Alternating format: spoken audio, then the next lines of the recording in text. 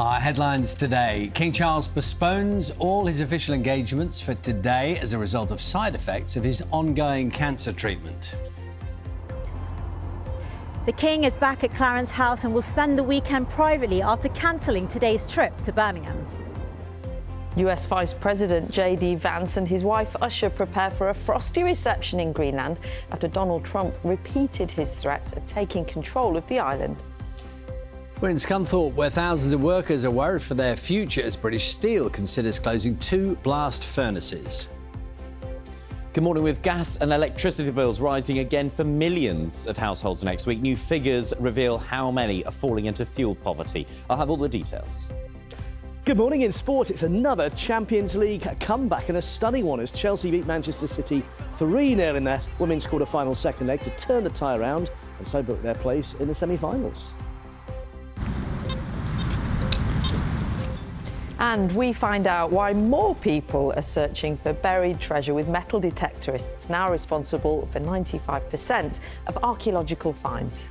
Says, have a look at today's papers, Friday morning, and a lot of front pages looking at the King's health this morning. The Sun, sending well wishes to King Charles, reports that he was floored by his cancer treatment and told by doctors to cancel his work commitments after experiencing temporary side effects.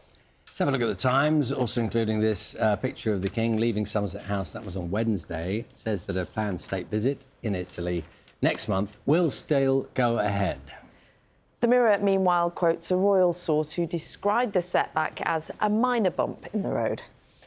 And elsewhere, The Guardian reports that following the Chancellor's spring statement, the Institute for Fiscal Studies has warned that ministers have had to target pensioners, wealthier taxpayers, in the autumn. Just a story from the inside page. This is in the Times. Seth Rogen has written a new Hollywood satire called The Studio, which is only just released. But there are a lot of cameo performances in this from big movie people, as you might imagine. Martin Scorsese in amongst them. Just little moments. And the Times has been taking a look at the greatest cameo roles in movies over time, and has drawn attention. I think it's 20 of them altogether. One of them a lot of people are familiar with is Donald Trump, as he was then, now, of course, President Trump, in Home Alone 2. Do you remember this one? Yes, yep. So it's a blink and you miss it, they say. It lasts, they say his appearance lasts for just 5 seconds. Macaulay Culkin is given directions by Donald Trump. The director, Chris Columbus, later said that Trump bullied his way into the film as a condition of filming in his Plaza Hotel. Trump said the filmmakers were begging for him to appear in the movie for those 5 seconds. There's lots of others. The truth's always in the middle somewhere, isn't it? Sean Connery in Robin Hood, Prince of Thieves. Oh, the whole film takes place Kevin Costner's giant spectacle. No, right at the end, apparently. It's Lady Marion is about to marry Kevin Costner's Robin Hood, and an armour-clad Sean Connery rides in right at the end and says the words, "I will not allow this wedding to proceed unless I'm allowed to give the bride away." Yes, right at the end of the film. Yeah, just for a moment. And there's a whole load of other ones. It's kind of curious, isn't it? Brad Pitt and Friends.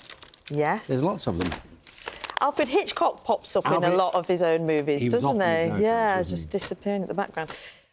A criminology student who murdered a woman on a beach in Dorset has been sentenced to a minimum of 39 years behind bars. The King is seen in public for the first time since he went to hospital after experiencing temporary side effects from his cancer treatment. Another famous British name disappears from high streets as W.H. Smith agrees a deal to sell its town centre stores across the UK. Now he's created a tourist hotspot and has a worldwide following. We go behind the scenes of Beyond Paradise to find out why it's so popular. It's because of us. That's it. But I don't know. I think it's a mixture of many things. I mean, obviously people love thriller. Well, and BBC London, increases in household bills and the stamp duty threshold are days away, forcing some families to leave London. And the closure of Luton's Vauxhall factory marks the end of one family's century-old tradition. With a new tax year bringing big financial changes next week, we speak to one family who say rising costs are forcing them to leave the capital. We're looking at extra £1,000 at least in expenses, on top of what was already a squeezed budget because of all the increases in costs over the last few years. So it's just getting to the point where it's just unaffordable now for us to live in London.